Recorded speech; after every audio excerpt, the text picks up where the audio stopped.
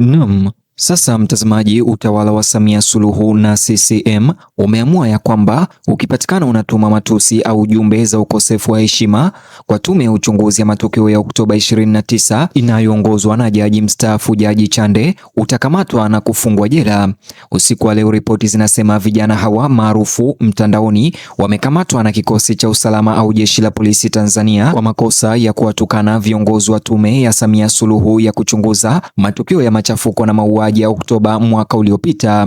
Jiunge nami hadi tamati ni kuonyeshe yote na wote waliokamatwa, na pia ni kuonyeshe barua ya jeshi la polisi Tanzania inachosema kuhusiana na wale wanaotukana tume hii ya uchunguzi ya Jaji Chande iliyoteuliwa na Samia Suluhu. Lakini kabla tuangalie yote hayo, chukua sekunde yako moja, bonyeza alama ya like kisha subscribe, alafu niambie unanipata na kunisikiliza ukiwa wapi. Kama upo nje ya nchi niambie uko taifa gani, na kama unanipata vizuri ukiwa humo Tanzania niambie uko mkoa au maeneo gani. Ripoti zinazoibuka usiku wa leo zinaeleza kuwa vijana kadhaa wanadaiwa kukamatwa baada ya kutuma ujumbe wa matusi na ukosefu wa heshima mtandaoni ukiwalenga wajumbe wa tume ya uchunguzi ya Rais Samia Suluhu Hassan, tume maalum iliyoteuliwa kuchunguza vurugu na mauaji na machafuko ya Oktoba tarehe 29 yaliyotikisa nchi mwaka uliopita. Kwa mujibu wa taarifa zilizotolewa na jeshi la polisi kupitia barua yao ya mtandaoni Tanzania, tayari mamlaka hiyo imewakamata watuhumiwa wasiopungua watatu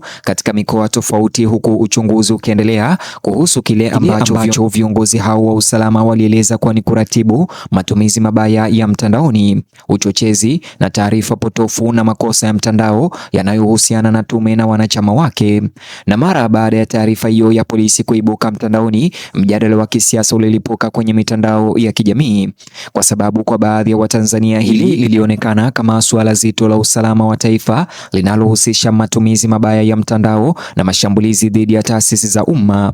Lakini kwa wengine, hasa wapinzani wa utawala, wakosoaji wa serikali, walisema kukamatwa huko kulizua hofu mpya kuhusu kupungua kwa uhuru wa kujieleza au wa kuzungumza na kuongezeka kwa shinikizo la serikali kwa kujieleza kisiasa mtandaoni.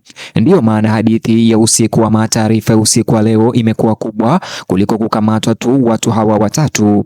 Ukawa haraka mjadala kuhusu uhuru wa kujieleza na kuzungumza Tanzania unaishia wapi na ulinzi wa serikali wa taasisi unaanzia wapi? Kwa mujibu wa taarifa ya polisi, watuhumiwa au vijana hao walikamatwa katika mikoa ya Arusha, Iringa na Mbeya baada ya kudaiwa kusambaza ujumbe wa matusi ulioelekezwa kwa wajumbe wa tume ya uchunguzi ya Jaji Chande. Mamlaka zilidai kuwa uchunguzi bado unaendelea na kwamba watu zaidi waliopokea, kusambaza au kusaidia kueneza ujumbe wa uchochezi au matusi wanaweza pia kukabiliwa na madhara ya kisheria, huku polisi wakizidisha uchunguzi kuwatafuta. Maafisa wa polisi walisema wazi kuwa msako huo ulikuwa sehemu ya juhudi za kudhibiti kile walichokiita matumizi mabaya ya mitandao ya kijamii. Walisema kwamba matusi, matamshi ya chuki, habari za uongo, uchochezi na mashambulizi ya hadharani dhidi ya taasisi za kitaifa au serikali vinaweza kutishia upatano wa kijamii na amani ya kitaifa.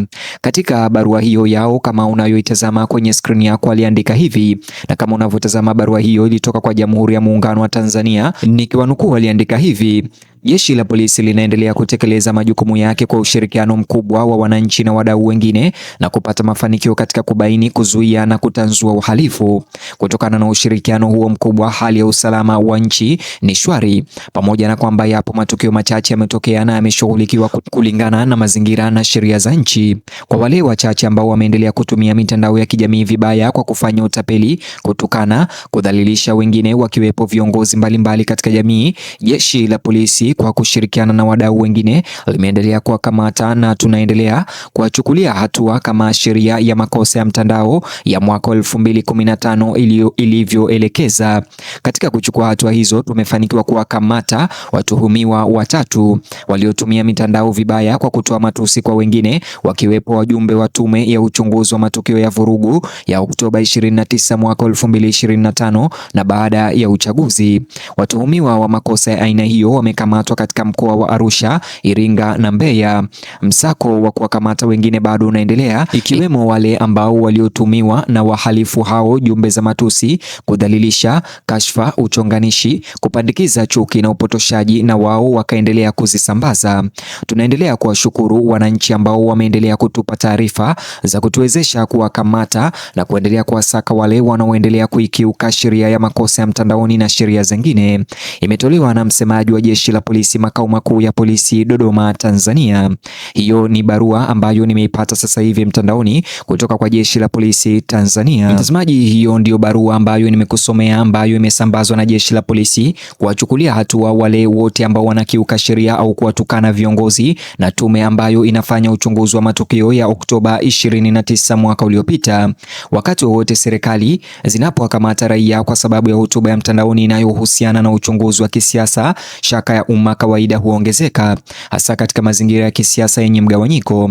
Hata watu wanaounga mkono utekelezaji wa sheria wakati mwingine huanza kuuliza kama majibu yanahatarisha kuleta hofu ya kisiasa karibu na majadiliano ya umma. Na usiku wa leo Watanzania wengi mtandaoni walionekana kushikwa na hofu mbili zinazoshindana. Hofu moja ilikuwa matumizi mabaya yasiyodhibitiwa ya mtandaoni, habari potofu na uchochezi utakao ama unaoharibu amani ya taifa. Hofu nyingine ilikuwa vizuizi vinavyoongezeka karibu na hotuba ya kisiasa na ukosoaji. Jambo lingine kubwa ambalo watu walijadili usiku wa leo ilihusisha tume yenyewe ya uchunguzi. Wananchi wengi waliendelea kusubiri ufafanuzi, uwajibikaji na majibu kuhusu ghasia na mauaji ya Oktoba. Hiyo ilimaanisha hisia zinazoizunguka tume hiyo zilibaki mbichi na zenye hisia za kisiasa. Upande mwingine, wachanganuzi walipendekeza kuwa wakati mwingine kufadhaika husambaa kwenye mitandao ya kijamii kwa njia hatari na za kihisia. Hata hivyo, pia walionya kuwa kukamatwa pekee kunaweza kutatua mivutano ya kisiasa inayochochea hasira ya umma mtandaoni. Baadhi ya watoa maoni walidai kuwa serikali zinafaa kuchanganya utekelezaji na mawasiliano wazi na uwazi ili kupunguza nadharia za njama na uhasama. Wengine walisisitiza kwamba utekelezaji mkali ulikuwa muhimu mara moja kabla ya machafuko ya mtandaoni kuongezeka zaidi. Na kisiasa, utawala wa Rais Samia sasa ulikabiliwa na changamoto nyingine, jinsi ya kuonekana imara kwenye utulivu, huku pia ukidumisha taswira ya uwazi na mageuzi ambayo wafuasi wengi waliwahi kuhusishwa na urais wake. Kitendo hicho cha kusawazisha kinaweza kuwa kigumu zaidi kusonga mbele, kwa sababu kila kukamatwa kuhusishwa na hotuba ya kisiasa huvutia hisia yake ya automatiki ndani na kimataifa. Makundi ya haki za binadamu, wanaharakati wa uhuru wa kidijitali na watu wa upinzani mara nyingi hufuatilia maendeleo kama haya kwa karibu. Maswali mazito ambayo yanabaki kuulizwa sasa hivi ni je, uhuru wa mtandaoni unapaswa kufikia wapi? Je, matusi dhidi ya tume na taasisi za kitaifa yawe ya uhalifu? Au je, serikali zinapaswa kuvumilia hata hotuba za kisiasa zenye kuudhi katika jamii za kidemokrasia? Mjadala huo bado haujaisha. Kinachoonekana wazi usiku wa leo ni kwamba kukamatwa kwa watu hao tayari kumetuma ujumbe mzito katika anga za kisiasa za mtandaoni za Tanzania. Ni hayo tu mtazamaji niliyokuandalia. Je, maoni au mtazamo wako ni upi kulingana na Jeshi la Polisi la Tanzania kuwakamata vijana ambao wanasambaza taarifa potofu na ambao wanatukana viongozi pamoja na tume hii ya uchunguzi ya Jaji Chande?